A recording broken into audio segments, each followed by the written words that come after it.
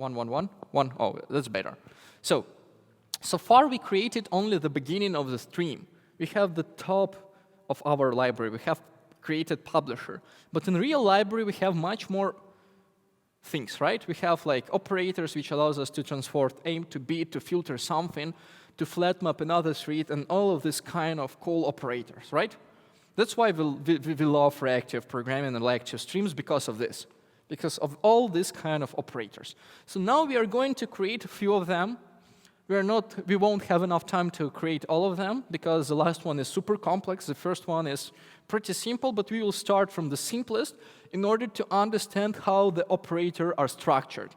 So you will be able to understand what you are doing when you're creating an operator, how many objects are you creating, how they work under the hood, and by doing that, we will be able to create our own library at any point in time, because this is basically all we have to do to know about composing and kind of operator composition.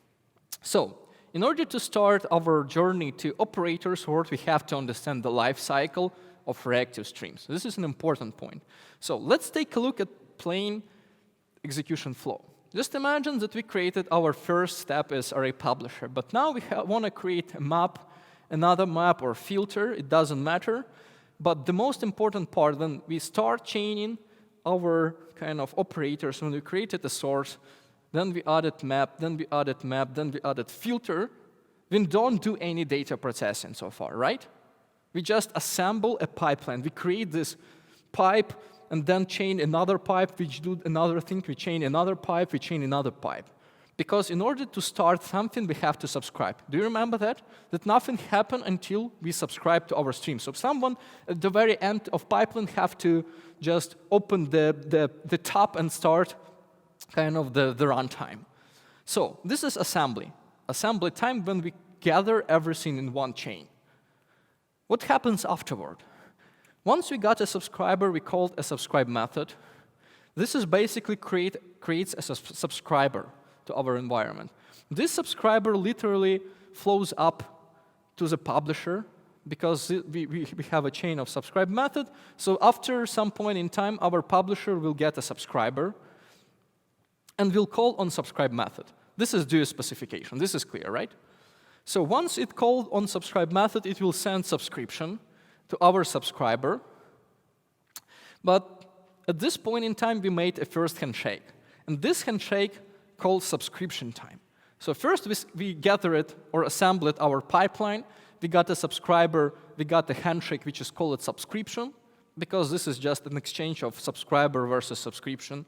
And finally, once we do all this dancing with subscriber, subscription, and our pipes, we can request for some data, for example, for the same 5 elements. This request will go to our publisher, to our subscription, and then subscription will be able to start sending elements through the whole pipeline, or call on complete method. And this time, when all this element will be going through the whole pipe that we created, that we assembled at the very beginning, we'll got a name runtime. Yeah? Does it make sense? So to summarize, we have assembly, which basically means that we create publishers. Then we have subscription time, or subscription, which basically means that we exchange subscriber versus subscription. So it's 2 calls to relates to this phase. And finally, we got runtime, which is invocation of request methods, on next method, on complete method, and on error methods. Does it make sense? Okay, so now we know the life cycle and the phases of every reactive stream library. Now let's take a look at the same code. So where we have to put, I got an answer. Now we want to create the data process, and we want to put these lambdas to our chain, and we have to somehow apply our business logic. Where we have to put this business logic? I gave you an answer. Yes, we need an element to which we have to apply our lambda. So we have to put our business logic somewhere inside subscriber. So it basically will be like that. We got a subscriber, So this element will go through all the changes, through all the chains, and under the hood it will look like that. So we'll got subscriber, which is calling another subscriber, which is calling another subscriber. So it's basically will be like that. For example, if we want to create map operation, we will create map subscriber. We will got map subscriber through the whole chain up. So our array publisher will be sending element to one map subscriber. Map subscriber will do some mapping, send another element to another map subscriber, and afterwards we will get our element at the very end, at the very bottom of our execution stream, at the subscriber that we provided by ourselves. So this pattern is basically plain decoration, or I call it a Matryoshka pattern or Russian doll pattern, because basically the whole execution flow looks like that, and here is we. We are there, like at the very middle of execution. The rest of the kind of chains or the kind of decorations are other publisher that just put business logic into our execution, but the main recipient is the middle. Does it make sense? Great. So here is actual subscriber here. Let's try to implement the first subscriber, the simplest subscriber, our map subscriber. Let me quickly switch to the next step in our execution. And now I have to figure out where I am. Yeah, here I go. I added some additional package, some real application to which we can apply all of these operators afterwards. So this is imperative. We will transform this imperative to reactive afterwards, but just for your information. Now we are going to try to create another operator. So as it's clear, everything should be hidden inside subscriber. So let's create map subscriber. Yeah, let's add it to the Git. And now we have to implement by our subscriber the subscriber interface. Subscriber interface. So we have to implement those 4 methods. And now we have to figure out what to do next. So first of all, we have to get a mapper, or function which map A to B. So it's clear we have to put it somewhere. Final function A to B. So we have to define a generics here. So we have to define a generic in and out, which means input and output. And now the question, what should be there? So since this guy should receive elements, it means that our type should be input, right? So we have to map input to out. So we receive input, so we map this input to output. So this is input value, and we have to produce output value. So this should be function into out, and we have to call it mapper.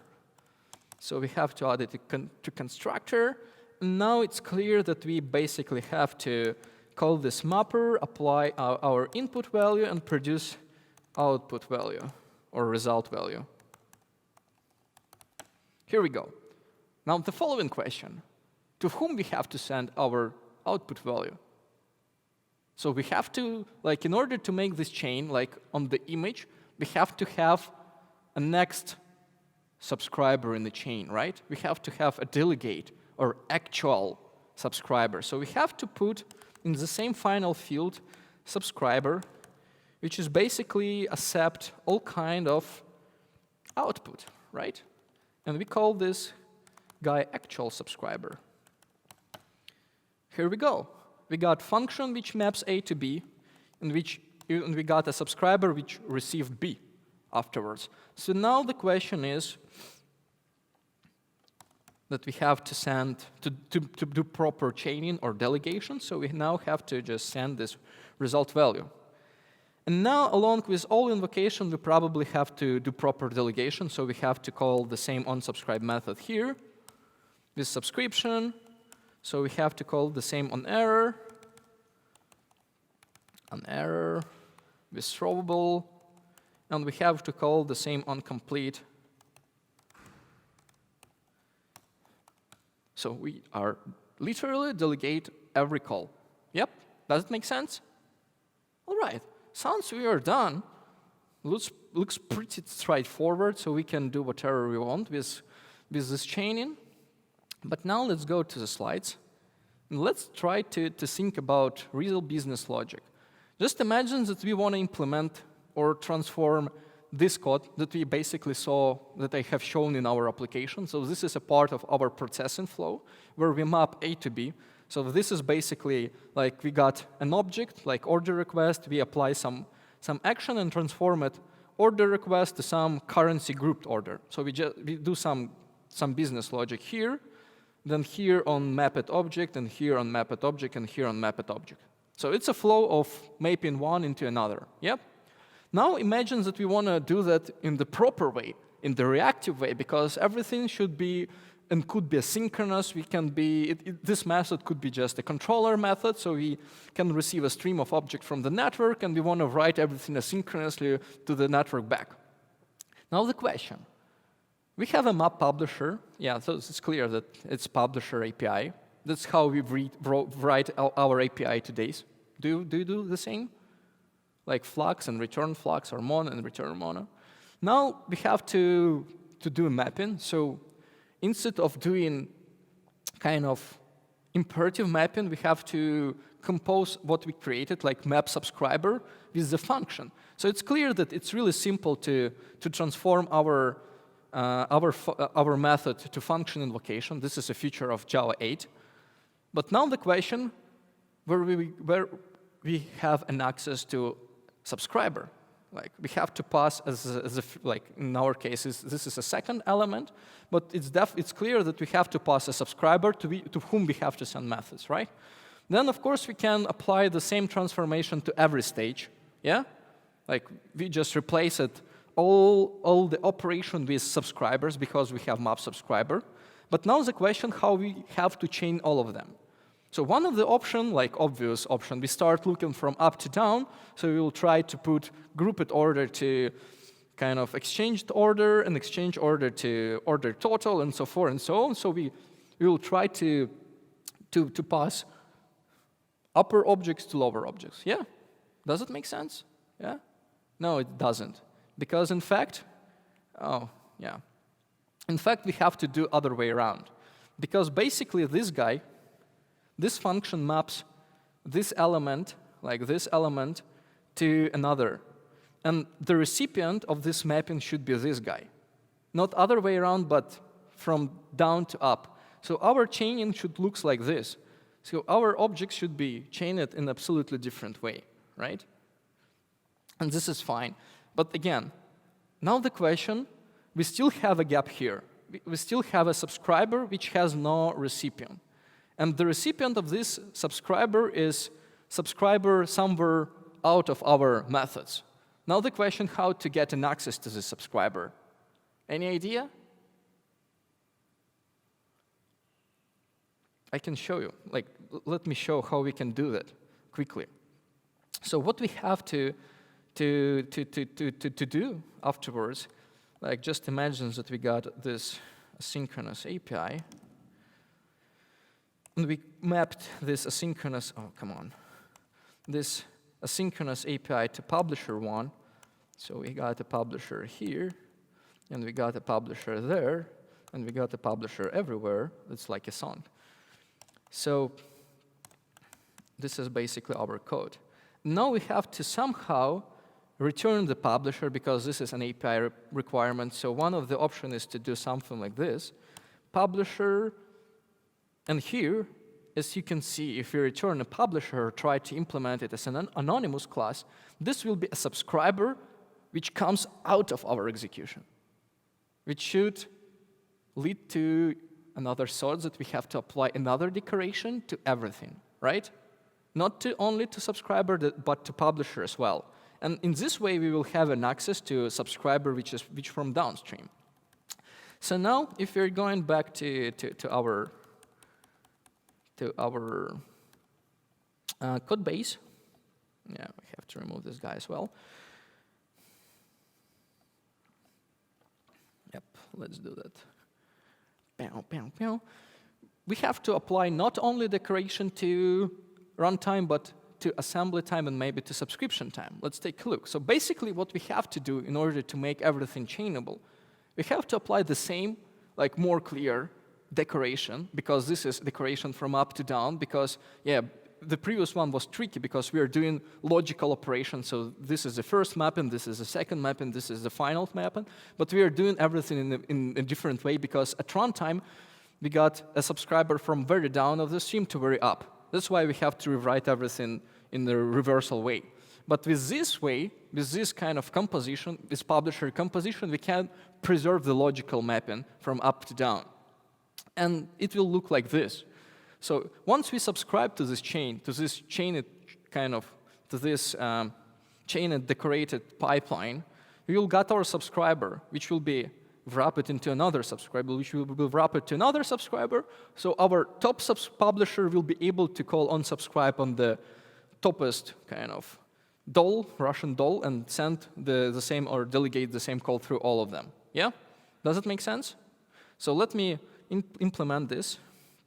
So now what we have to do, first of all, since the map subscriber should be probably internal part of any publisher, because publisher only should have an access to subscriber and should provide proper delegation, so we don't have to leak access to that. We have to create map publisher,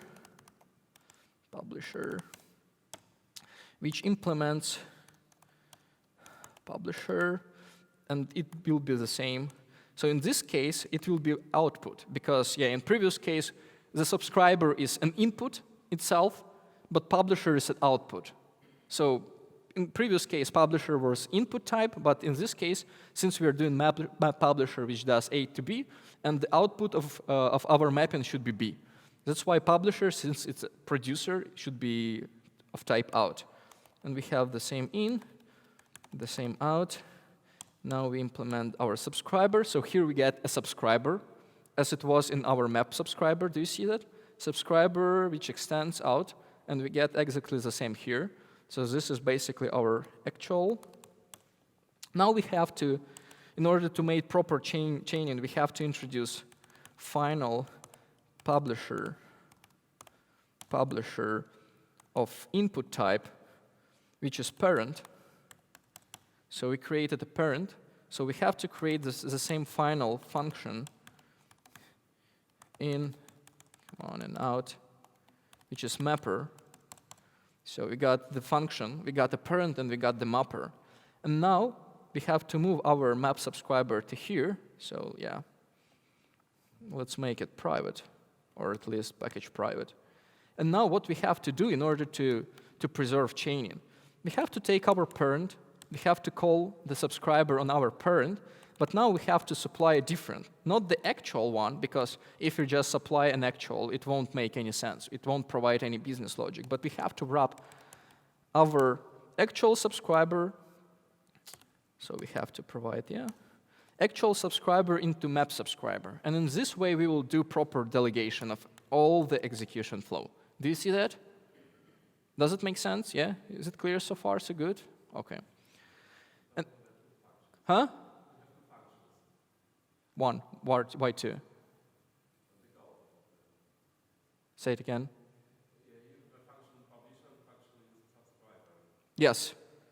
So the subscriber is a part of this interface.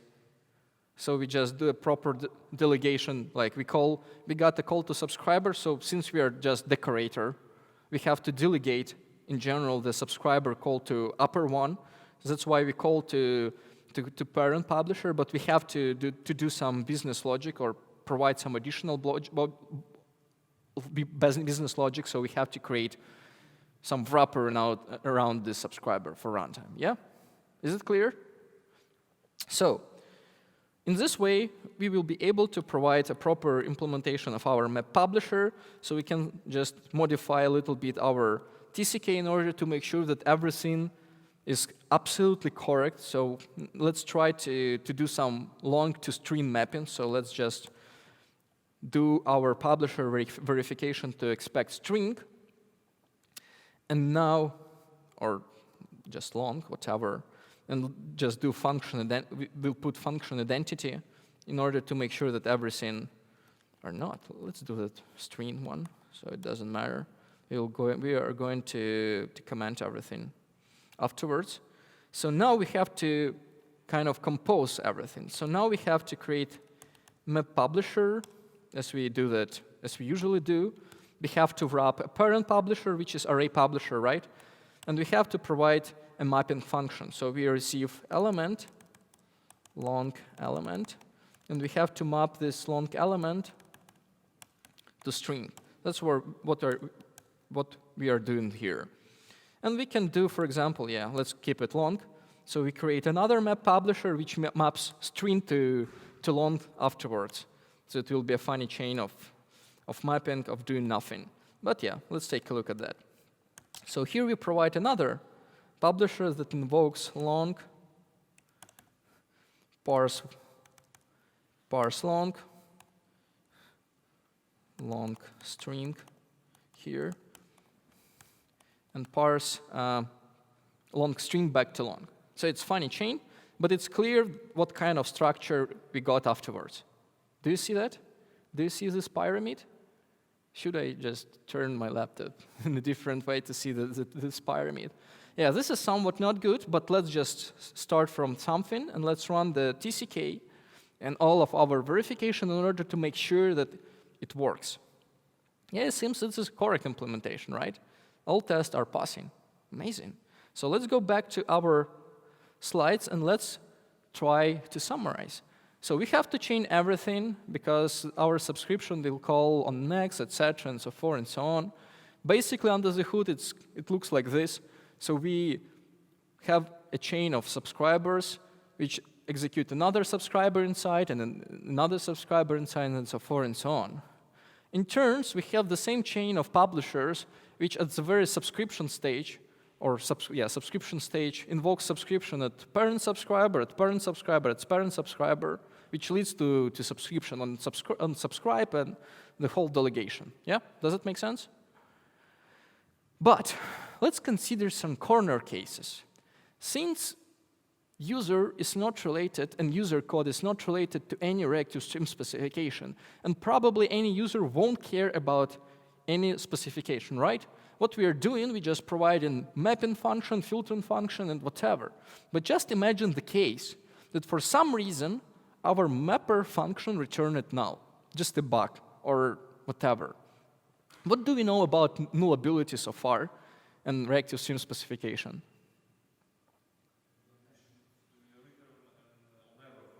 Right. So in general, it's prohibited value.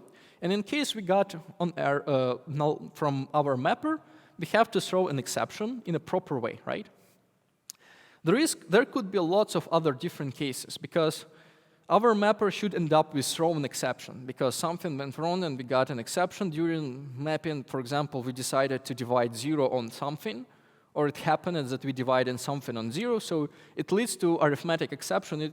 We can't prevent that it's user bugs. But our reactive streams should just work and should provide a notification about error in a proper way, right? So what we have to do? First of all, let's go back to our implementation, and let's provide a test which makes sure that our implementation is broken. So here I have a test which basically creates array publisher, which maps A to B, like long to string again. But for some reason, I create here runtime exception. I can return null. It should be fine as well, but my test expects that someone will be thrown. So once something is thrown, I expect that on error will be called, and no on next will be received, and I receive only one on error call, right? All should be correct due to TCK. So now I'm running this test, and what will we see? What we will see? We will see that something went wrong. First of all, something went wrong because what we got, let me double check it. We got a runtime exception here. And this is somewhat unexpected. We had to receive an exception in a proper way, not thrown, but received in a proper way. It means that if I'm going to run this guy in debug mode, I won't ever reach this point. in my debugging. So I got the first breakpoint here, which is subscription time. Oh, nope. Nope, like that. No. Yeah, not this. Okay, so let's just F9. But yeah, I just got an exception thrown because there is no logic which handles all of those exceptions, right? So it's clear that I have to somehow, yeah, if I'm going back to my map publisher, I need to somehow wrap this mapping to try catch, right? To try catch, I have to catch all throwables ever possible to catch. And now this guy should be probably here, and the result value should be like this. And now I have to call an error with my throwable and return, right? But is it enough to fulfill all the requirement? Let me just try to run that. Yeah, we reached the first invocation, so the exception were delivered in the proper way. So the exception, runtime exception for test got caught. But yeah, again, I'm checking, and I got another runtime exception because nobody say to upstream, please stop sending data, right? So we have to cancel or something like that. All right, so let's go quickly to our slides, and let's do a quick summary. In case of nullability case or an exception, what we have to do, we have to say cancel to upstream in order to identify that the issue happened. Since we are a middle stream, we have to, there is no other way to notify about kind of please stop send data except call the cancel on subscription. And we have to send on error to downstream. In general, yeah, we have to remember null is unacceptable, must throw NPE, cancel upstream, on error downstream, and yeah, must not process any more elements. This is important cases for data processing. So let's go to final implementation. And now since we have to, cancel, come on, the subscription, we have to have an access to this subscription, right? So far we don't. We just got it here, and we just send it downstream. So now we have to store it somewhere, right? So it's basically in order to get subscription, to get an access to subscription, we have to store it somewhere and call it upstream because it's basically an upstream subscription. Now we have to put this subscription here, put subscription here, and now the question, should we delegate the same subscription downstream or should we create another one? Just imagine that we just canceled and someone requests afterwards, but this is due to specification unacceptable. Or we send a terminal operation, but someone decided to, since it has a control on subscription, decided to request for a few more. So we have to protect ourselves. So we basically don't have to send the same subscription because it could be simultaneous invocation on the same instance. It could cause lots of, and create lots of problems. One of the patterns is, of course, delegation. So we can do something like this. But again, we care about performance. We have to create less object. We have to produce less trash. So why not to just implement everything in one class? Is it possible? It is. We did like this. So we are sending ourselves to downstream. And what we have to do, we have to just provide a proper chaining of everything. So we have to say upstream request. And that's it. We have to say upstream cancel. And that's it. And this is properly fine. And now we have a control on all subscriptions that we got from upstream. Now we can safely call cancel because we knew that nobody had an access to upstream subscription except us, so we can safely call cancel and then say on error. We have to provide a few more kind of resistance to our stream because, again, you have to remember cancel is a synchronous action potentially. So the publisher will get aware eventually about the cancellation, it will eventually stop sending. So we have to protect ourselves about subsequent on next after an error. So we cancel it, but there is no guarantee that cancellation will happen immediately, so we still have to expect that a few objects can come here, but we don't have to send them to downstream because we have already on-errored. So we have to create an additional field like boolean done or terminated. And we have to say, once we call it on error, it doesn't matter from was it from upstream, was it from downstream, we have to say that this, we terminate it. If we terminate it, all subsequent invocation of an error should be just end up with nothing. So we have to put this field here, and of course we have to put this protection here. And this will give us full guarantee that even so we asynchronously cancel the subscription of upstream, we will be protected that no more elements will be delivered to downstream. Yeah? Does it make sense? Now if we're going to rerun this test, we will see that the on error will be called once, and the test will be passed. Amazing. So now we got everything in our arsenal. And all the patterns you have to remember, because you will see them in the real libraries, is that intermediate operators like subscriber, filter, like map, filter, take, whatever you want, extends at the same time subscriber and subscription. So let me go to map, flux map. Flux map, here is flux map. Here is all the object it has, so I have to go to map subscriber. Map subscriber in turn kind of implements inner operator. Inner operator is in fact inner consumer and producer, another few wrappers just because of Reactor infrastructure, but inner producer is a subscription. Inner consumer is a subscriber. Like it's core subscriber, but in fact it's subscriber interface. So as you can see, all libraries like RxJava, like Reactor implements both of them in order to save the memory, like in order to decrease the number of created objects. And usually intermediate operators implement inner operator, which is basically subscriber and subscription at the same time. And now you can see the same business logic. Like there is a few more verifications, but in general it's fine. Like the same delegation, the same verification in the next. Reactor is a little bit more smarter. Just imagine that you canceled the stream from WebSocket, but your WebSocket is WebSocket from Netty. Netty produces byte buffs. In case you start dropping byte buffs, there is a high chance that byte buffs won't be released. So you have to provide some business logic which allows you to handle dropped elements.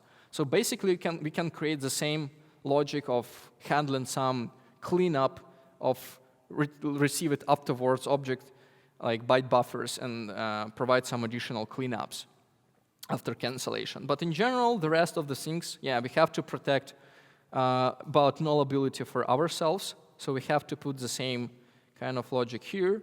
We have to use require not null in order to protect from nullability. But the same was in flux map. Good for me to notice that. Then we have the same business logic mapping like we call on error. There is a few more logic in Reactor, but it doesn't matter. And yeah, on next error is basically under the hood cancels the upstream subscription here. Yeah, just skip this more business logic because there is in Reactor. Reactor is much more complex, but in general there is cancellation of upstream subscription. This subscription is basically taken from our field. And then we are sending on error, which is basically set done to true, propagate error to downstream, and in case we got something in addition, it just drop everything. Yeah? Does it make sense? This is basically how it works. All right. We don't need, because the same guarantees. We have a guarantee from Reactive Streams Specification, which says that all fields will be invoked serialized. Let me show you. So if you're going to look at the yeah, I have to, yeah, it's master, that's good. Serialized. So, serial. Yeah, serial. Yeah, this is a rule 1.3, which says that publisher must signal all methods in a serial way. Do you see that? Serial. Yeah, this word. If you're going to look at the serial notion here, can you read? Yeah, you can, I guess. We can see that serial means non-overlapping, which means non-concurrent or non-simultaneous. And it says that proper like atomics, monitors, or whatever should happen, which means that there is happens before from Java memory model, which means that all synchronization will be in place, and we don't provide as in the same case as with like integer index, which is non-volatile. We can apply the same to all fields in middle operators, which doesn't assume to be invoked by several threads. Since we know that done will be invoked either on next or on error or on complete, and only here we don't have an access to this field from, for example, from request and from cancellation. There is a guarantee, like from specification, that all this method will be invoked serially or one by one with proper locks and synchronization, which means that we don't have to care about concurrency here and everything on next, on error, on complete. So it could be just a Boolean field without any additional volatiles. All right. So we almost out of time. We have to summarize everything, and we have to chain the same subscription as along with subscriber and along with publisher.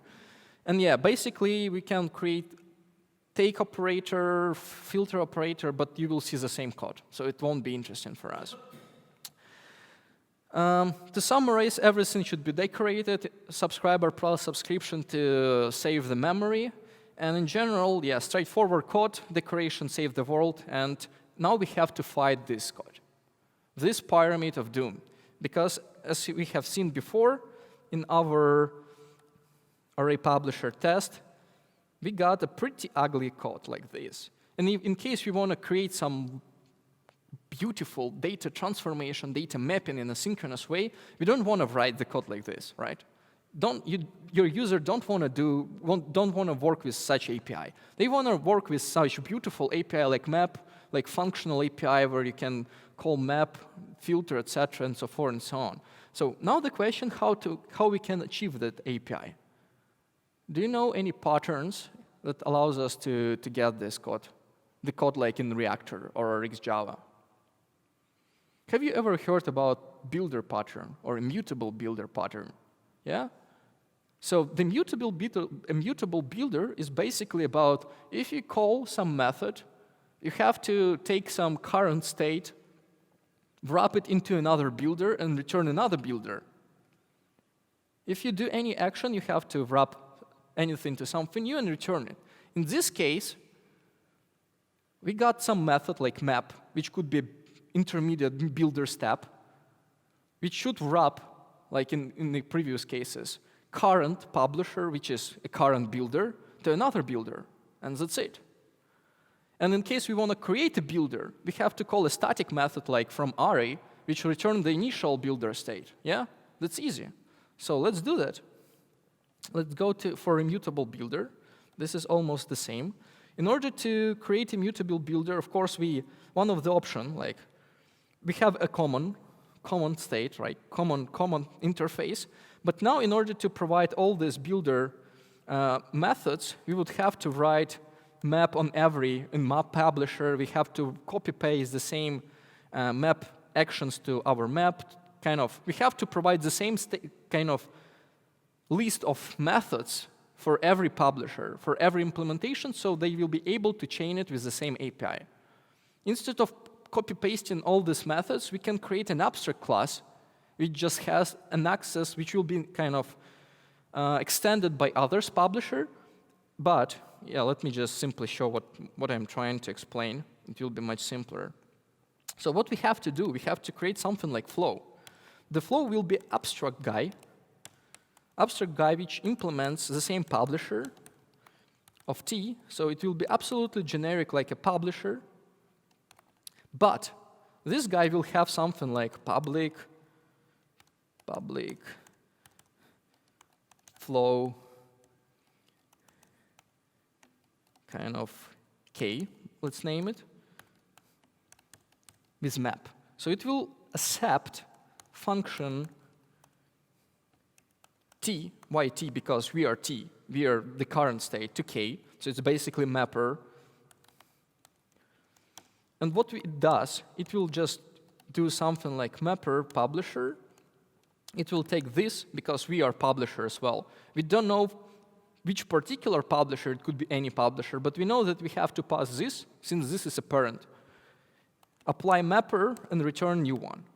Now what we have to do, instead of kind of following all this publisher by publisher interface, we have to say, okay, now this guy have to extend flow, because flow is kind of generic publisher which has all of this API, which we want to extend for every publisher in our ecosystem.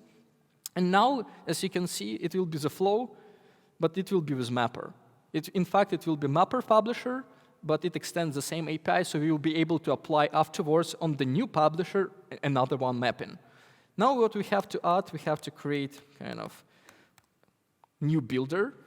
In this case, it will be public static something t, for example, again, from array. You want to pass, for example, t generic array like elements in order to make this API more, we have to say flow t, because we don't want to specify which particular type we want to return. So we specify, what does it say? Identifier of type expected. What does it, come on. Yeah, now it's better. And we want to return new array publisher from elements, and with type t. That's what we want to create. But now we have, in order to make array publisher get all this API, we have to say, okay, buddy, please extend the same flow, and now array publisher will get all this API as well. And here we go. This is all Project Reactor under the hood. So now we know how to create array publisher as a source, and you will see the same API everywhere. If you're going to look, if you try to create kind of observe on or publish on operator, which allows you to switch from one thread to another thread, everything will be built around the queue. And the queue is almost the same array. Like, what would we have to just drain elements from the queue and send to downstream? For those who curious, I can continue my explanation. For those who will tired, you will be able, let me just summarize, and for those who curious, I will show what could happen afterwards. But in general, right now we have the almost the full API, and instead of writing, let me go back to my map test, not Flux array test, array publisher test. Now instead of writing all this pyramid of doom, I can do something like flow from array, generate elements, then map my element to string, and then map my element string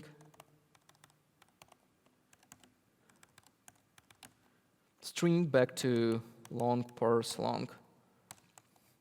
And it will be absolutely the same code, absolutely the same chaining, hidden by beautiful API. So now if I'm going to rerun all this test, you will see that everything will just work and work as expected. Yeah? Cool. So, is it simple? Now you know everything about all reactive libraries like RxJava, Project Reactor. Akka Streams is a little bit different, but the patterns are pretty the same. Now let's do final summary. The main idea is immutable builder and nothing else. Now let's talk a little bit about optimization, because this is important. Now you know how reactive libraries works, and now the question how to properly apply them at production. First of all, we have to analyze how it works again. Which number of operators do we use, and how it impacts our performance?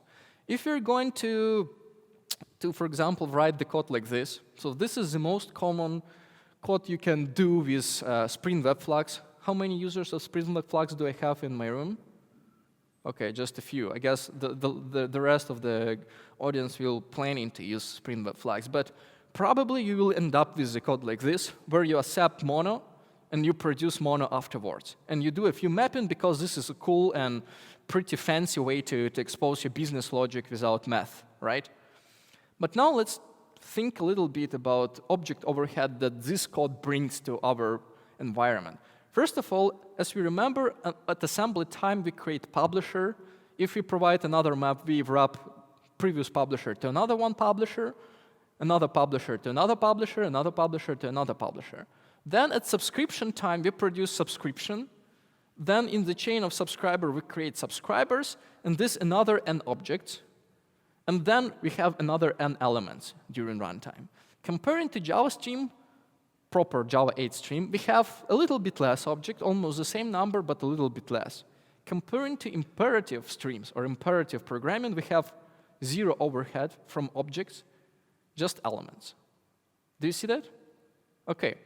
So from methods called, because objects is expensive, but method calls dynamic invocation, that invoke dynamically, which is an instruction for our CPU, is also invocation. And we have now this Russian doll pattern, which is call me this, call me this, call me this. Call me this on next, or on subscriber on complete, or request. And if you're going to calculate the number of calls, we will see that we have n invocation of a next. N, which means that we have to invoke on next on this map, but then on another map, then on another map, and then on another map. So how many operators do we have? That many overhead of invocation we will get. We have n invocation of real function, and then we have m invocation of request, because we can request by 1, so it will be n invocation of request, or we can request by 10, by 100, so the higher number of request size will be, the less performance overhead we get. Yeah, does that make sense? Cool. Java streams, less overhead on invocation. Imperative streams or imperative programming, 0, just business logic. But that's what we have seen at the very beginning of our order processing app. Now let's put the performance comparison and let's try to run a benchmark on the code we have seen before on this plain controller. So if you're going to handle only one mono, apply just 4 innocent maps, we will get 15% overhead comparing to the same imperative transformation, which means don't write too many maps. Project Reactor or Xjava is not that smart so far. Unfortunately, I'm working on improving the performance. There is a PR for doing some micro optimization during subscription time, but so far, with Reactor 3.1, 3.2, you will get this number of overhead just by writing 4 map for mono. All right, if you got a stream of 10 elements, more elements, less overhead. 1 million of elements, 3% overhead, which means that it's okay if you create long-running stream, then the overhead is pretty small. However, if we're going to kind of put all the data on the chart, we will see that the short-running streams are pretty expensive because the overhead and long-running stream are pretty acceptable. However, there is some trend to which we are going to reach, but never reach. So it won't be a 0 because of the method call overhead. So we have to remember that along with object overhead, there is this invoke dynamic overhead. So to remember, when we start writing production, try to reduce the number of operators you create, because some of them are really expensive. Flatmap creates 2 queues, and then n queues per substream, for example. So it will be really huge overhead, around 40% just by using flatmap, comparing to the same transformation using imperative programming. Yeah, your imperative programming could be a little ugly, but sometimes it's much more it has higher performance. So think twice about applying lots of operations. And yeah, an imperative is much faster. So if you got any questions, if you want to watch at how to create a publish on from array, publisher, keep your seats. Otherwise, you can just scan those links. If you got any question, please ask me. If you are good enough for this evening, yeah, I'm wishing you a good night, consuming all this information before tomorrow, and maybe asking me questions tomorrow. So thank you, Thank you for your attention, and thank you for your willingness to learn something new.